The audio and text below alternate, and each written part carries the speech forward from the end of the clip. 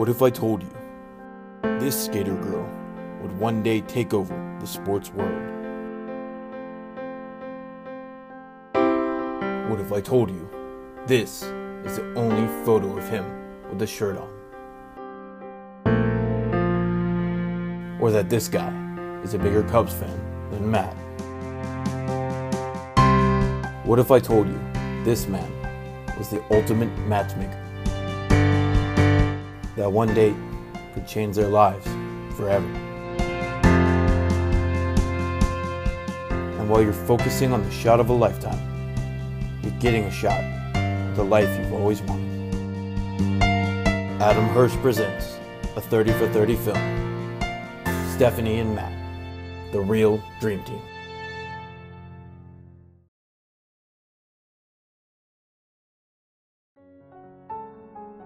He's a pretty cool kid. He always tried to dress in girls' clothes with my sister and I, which I thought was a little strange. Matt was a gregarious kid, had lots of friends, was always moving. He's just one of the girls. I mean, I always say the fact that Amanda has two sisters. I mean, he does have a big heart. Sometimes it's too big, right? A little sensitive. He wears everything on his sleeve, so there's a lot that's out in the open. He was sweet. He was always sensitive, always sweet. He went through life with friends. He keeps his friends. Matt could actually run for mayor. I've never seen anybody have as many friends as that child does. He loves having friends. I mean, he loves everything about friends. Sometimes he has too many. I think I've met a lot of his friends. I don't recognize them unless they're without their shirt on. Here we go. There are more pictures of you with no shirt than a shirt. Well, I just feel like art is real, and without your shirt on, you're all natural. And so Matt is always looking for things that he didn't have to wear a shirt for. I think he was shirtless throwing the football in the front yard. I throw him a perfect pass, he drops it. He came out of the shower, like, it was all planned, you know. Matt's like, all right, stand here with the camera. And he, like, comes out of the shower and goes, oh, hello, I didn't know you were going to be here. And so I'm happy, at least as we get to this wedding, that Stephanie was there to say, you guys need to be wearing tuxedos, you need to be dressed appropriately, because I think if Matt would have had his way, it would have been a $3 cafe, he wouldn't have had a shirt on, and there'd be a bunch of people barking dogs and doing kind of stuff like that. This sensitive and shirtless man did grow up with a passion that would come to define his life. Had his first uniform at 2 years old. His first real ball and bat at 2 years old. I never put it down. My dad was really funny because he was so serious about my brother's sports. He thought he was training for a major league team. This dates back to his childhood that you probably remember, and like every morning his dad, Marvin, would make him eat a vitamin, a banana, and read the sports section every single morning religiously. However, he would get kicked out of all my brother's games, which was hilarious. Because no matter how good or bad my brother was doing, my dad still would get kicked out. Matt's aggressiveness on the field reminds me a lot of Marvin, who one time punched an umpire in the face at NYO because he didn't like the call and got escorted out and banned from NYO baseball for a solid year. Sports are my entire life. Baseball, basketball, flag football, tennis, golf, especially golf now. But I do consider myself an athlete. I'm pretty good at most sports. He was a really good baseball player his senior year in high school. Now, since then, he continues to believe that he is that top-tier athlete. Perhaps this hotshot athlete could have been something great, if not for a few setbacks. The problem with my athletic ability is that it always ends up in me getting hurt. I was about to say he was hurt during my freaking ping pong tournament. Jeez. Anytime Matt stepped on a court or stepped on a field or something, he was going to come off with an injury. He ended up blowing out his shoulder, running to first base. He showed up to my golf event injured. Mr. Glass. I've seen him sprain his ankle on a blade of grass before. I'm at a point in my life where I actually invest in McDavid, the brace company, when I know Matt is on the softball circuit again. Matt should stick with softball because he's too soft of a person to play anything a little bit better than that. I've had 10 total surgeries. I've had shoulder, foot injuries, ankle, knee, sliced his chin open, nose, maybe head. Maybe that's why he's all crazy now. I think he hurt his knee. I believe back might be in there as well. His penis. 2 back. Cyst on his butt. A lot of things had to do with his butt. I don't know why. I still have a bone sticking out of my shoulder right there. It's really disgusting. Builds character. Yeah, it's our little friend. Well, there were the cysts he had in his butt that Amanda was referring to earlier, which seemed to be, you know, persistent throughout his college years. So I'm not really sure what was going on at Georgia. Nobody really knows. One by one, I think he had every single person in our fraternity house like pack this gauze in basically his butthole. And he would tell everybody, like, hey, I need my butt packed. Like, who will come do it today? I've had a lot of injuries, and I'm sure I'll have many more, but yeah, I'm pretty injury prone. He's still trying to live the dream. I'm not sure where that's going to take him. The dream would lead him to a softball league where he met a man he was destined to meet. So Matt and I have been playing softball for at least 7, 8, 9 years together. I always heard the Matt stories, going out with this girl, that girl, all the parties, softball, golf. And so in the meantime, Debbie Carr, who was calling me constantly, don't you know anybody for my daughter? She's dating all these guys who we really don't like. And I said, let me just see. He's like, Clar, I got the guy for Stephanie. He's good looking. He plays on my baseball team. He just broke up with his girlfriend and he has a great job. Can I get Stephanie's number? And I took some time, and finally one day I walked up to Matt. He's like, hey, a-hole, how you been? And I'm like, great, Art, how are you? Good. And I said, Matt, are you dating anybody anymore? Art, we broke up. He goes, good. I go, good? Why is that good? I broke up with my girlfriend, Art. I got a girl for you. And he said, really? What? Tell me about her. Tell me about her. Tell me about her. Tell me about her.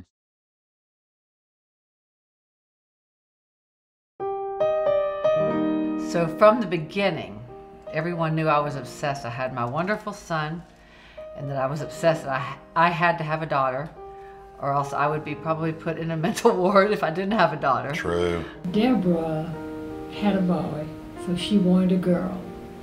So she was so thrilled that it was a little girl, and it was Stephanie. And I said to the nurse, if this isn't a girl this time, there's going to be some hell raising going on around here. She came out screaming, and you could hear her voice, and I'm still hearing her voice. But she was a precious little girl. Next thing you know, out comes my little girl.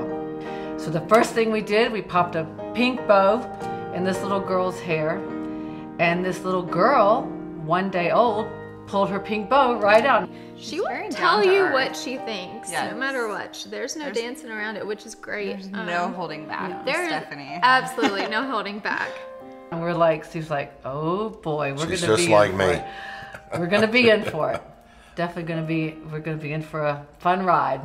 She'd say, I want my mommy, I want my mommy. And that would go on for a while, and I said, you got your granny, you got your granny. So she would calm down, and she was always a sweet little girl. So Stephanie, at age 6, was invited to a skating party, an ice skating party, and I took her into the skating rink over at Park Air, and I said, I'm going to stay because this child has never seen an ice skate before.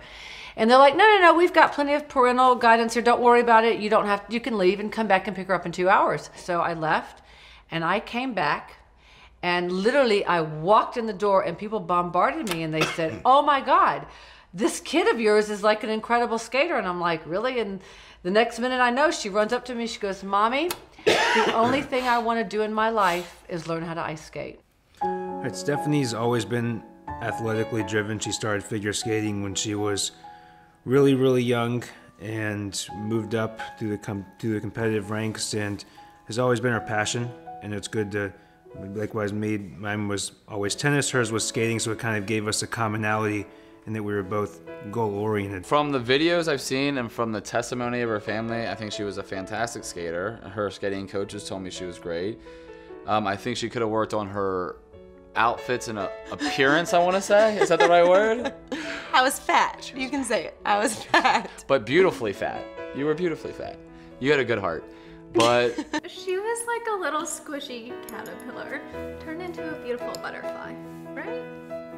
She was chubby. Was she always an athlete? I hate to say it, but by looking at her back in the day, I would say no. She didn't look like an athlete. She always had that pizzazz to want to be an athlete. Yeah, I think Stephanie had her very young, chubby days. Her little belly. She Yeah. had a little fat belly Right. and legs about this long. Right. Yeah, she. No one could ever believe like that kid's gonna skate like with this pot belly. People knew me when I was young as the little girl with the pot belly. And And I'll tell you something very cute. She would go out anywhere on every vacation we ever went on with her bikini. Her bikini and her tummy out, and she didn't care. The thing that I really remember is that when Stephanie first came out on the ice, she came out like, here I am, I own the rink. And from that time on, she was always that way. She would come out with that was just her thing. Always out with a positive attitude. And she carried through on her attitude. and I couldn't really jump very high off the ice, but No, but she could skate. in my later years when I got a little taller, I was pretty good. She was pretty good.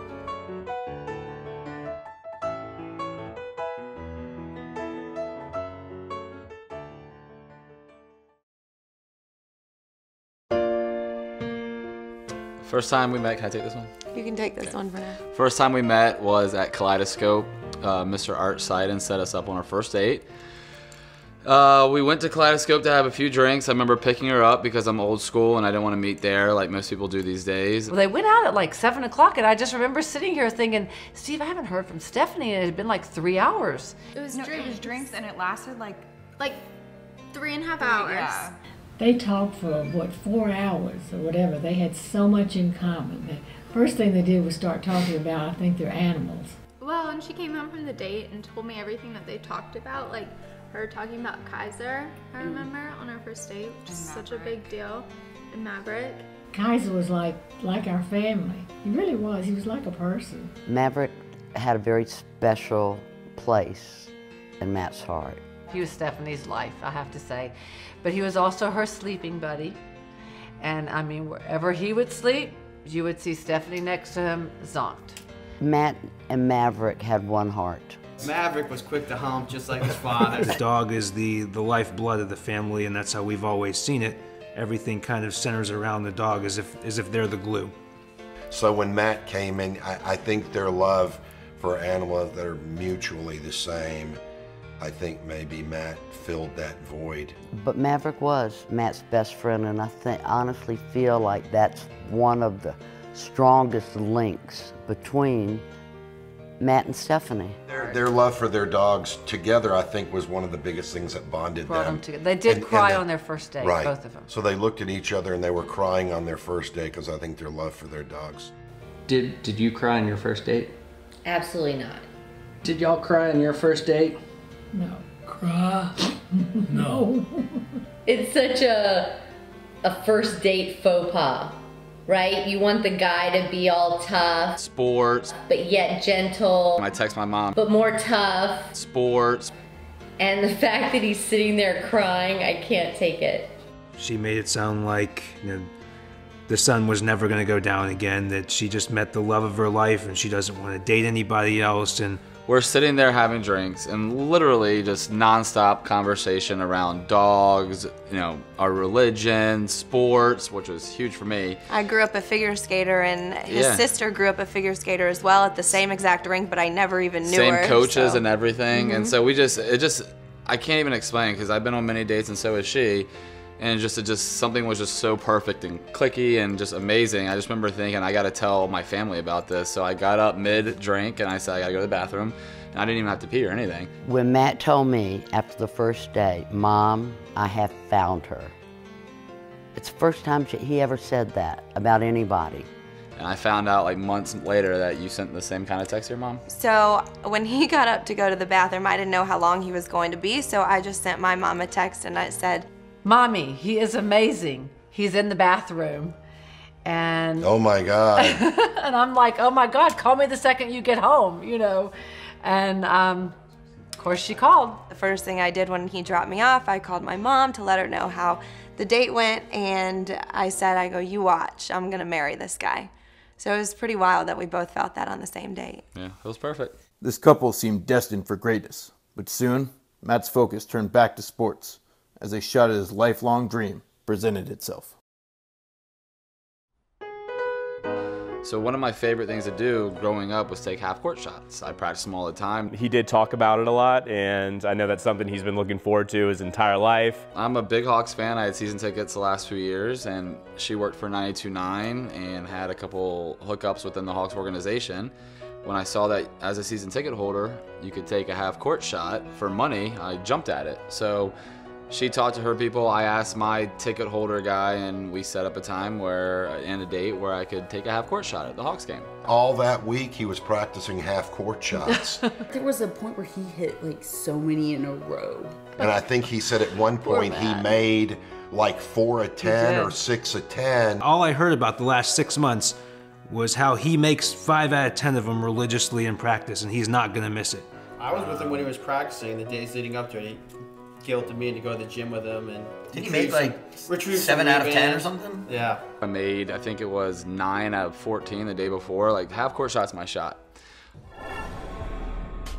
So I had about 25 friends in the stands that day, including her family. Got a little nervous, drank a little too much, waiting for it. Matt, as Matt normally does, had been mentally preparing the whole game. So he had a lot of beer. Because that seems logical, right? Yeah. At first they said, hey, Matt, you're going to take it in the first quarter, first time out. Started in the first as they're taking on the Miami Heat, and that's Luol Deng. Then they say, hey, it's going to be at halftime. Okay, so I keep drinking. I kept saying, maybe you only have a couple. And then he was so nervous, so anxious. Miami up 35-30. Later, Paul Millsap just bringing the pain. Then they say third quarter. Gets the rebound, goes coast to coast, and gets the layup. That is a tough, tough guy. Finally, in the fourth quarter, it's like the first time out. I'm down there, I'm nervous. Lucky season ticket member who will be shooting for $10,000 and more in the Wind Creek Casino and Hotel Jackpot Shot. All right, thanks a lot, Ryan. Yes, I'm here with Matt. Matt is our Hawks member, been there for 2 years or more. We're gonna try and give him some money with the Wind Creek Casino and Hotel Jackpot Shot. I'm not sure we ever know what's going through Matt's mind, but I'm probably sure he's thinking, don't trip, don't fall, don't make a fool of yourself. And he probably was thinking, I have to shit, I have to poop right now. And I told him, I was like, you're gonna be a lot more nervous when you actually do this. Like, oh no, it's gonna be easier. I'm not gonna care. I remember them coming into the crowd to get him. He walked out, had a baseball cap on backwards, and he had this look of determination in his face. So he finally goes out there with Stephanie, and you can tell he's driven. He's going to make this shot. We're gonna give you $10,000 plus a 2-night stay in the penthouse, plus dinner for 2 at the Fire Steakhouse, and exclusive access to the Sky Club. Now, do you think you can make that? I've been waiting for this my whole life. I've been waiting on a half-court shot my whole life. Nice fucking comment. Who says shit like that? All right, ladies and gentlemen, you're shooting that way. Let's make some noise for Matt, and let's see if he can go home a winner. And let me hear you scream 1, 2! The moment was great. You can see he was very concentrated and focused. And he shoots the ball. I see like it in slow motion. We're watching it go through the air going, this thing's going in. I know it's going in. And it goes, hits the backboard, hits the rim. You know, and it just went left. Oh, right. Yeah. And it was the closest one I've ever seen. Man, that is the closest all season. Nice try. Oh, it still hurts me every time I watch it. And I see like a tear dropping from his eye. Somebody is happy that you missed. We're not. Ryan Cameron, back to you. You know what? In watching that shot, the moment was great. You can see he was very concentrated and focused. And I've seen a lot of iconic shots in my life. I mean, unbelievable shots when you least expect it. that wasn't one of them. You know, just like normal Matt, he crumbled in the clutch. God, he sucks. He wasn't even close. That is terrible. But Matt, you're still a lucky man. But he was so close. And he's always been right there at the tip of the best things that ever happened. And finally hit a home run with Steph.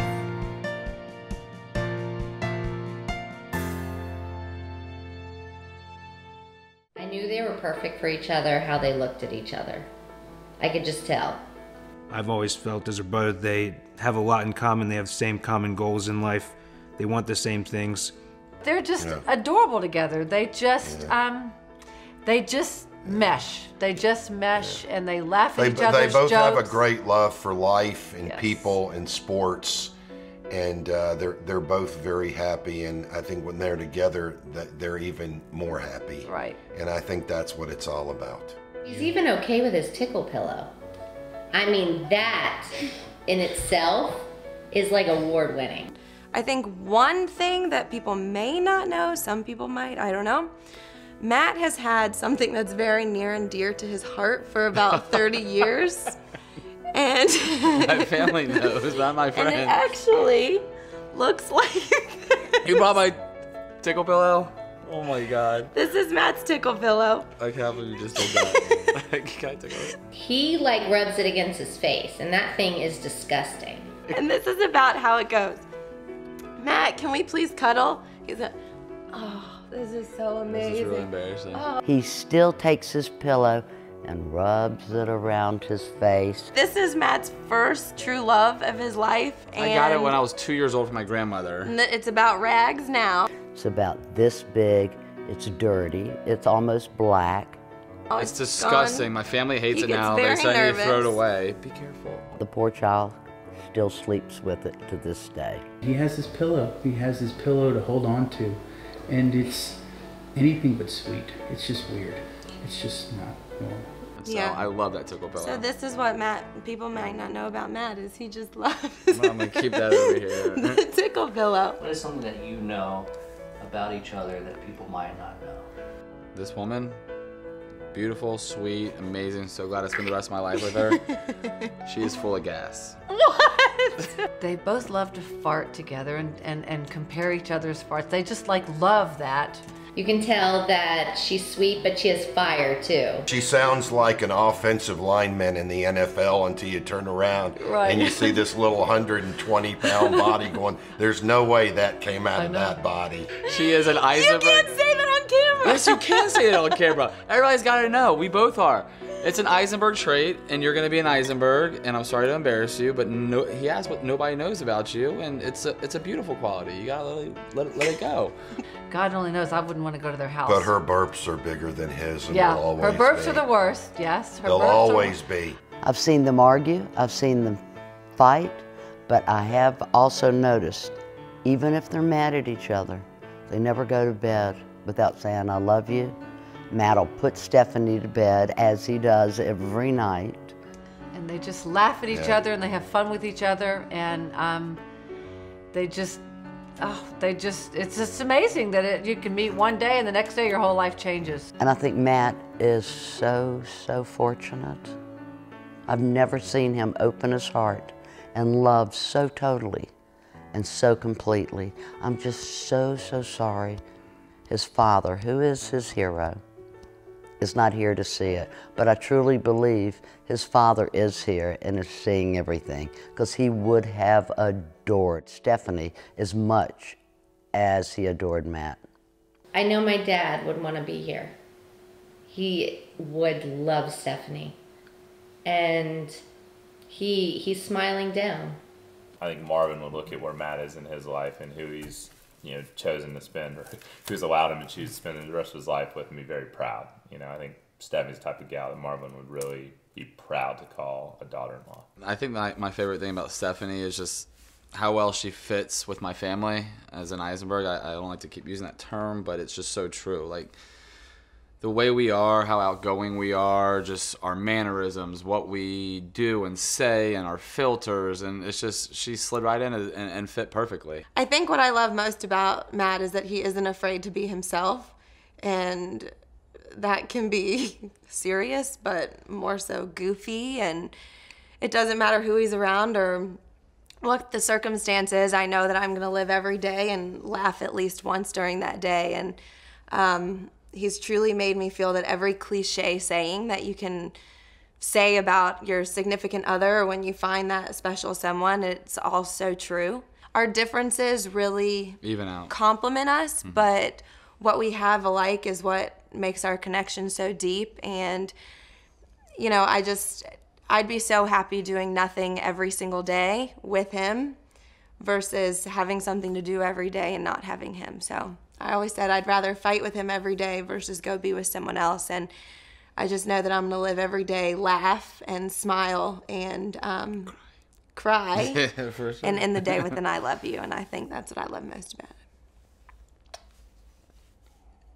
Congrats, Steph and Matt. Congratulations, Matt and Steph. I cannot wait for your wedding so that me and Stephanie can flapper dance all night long.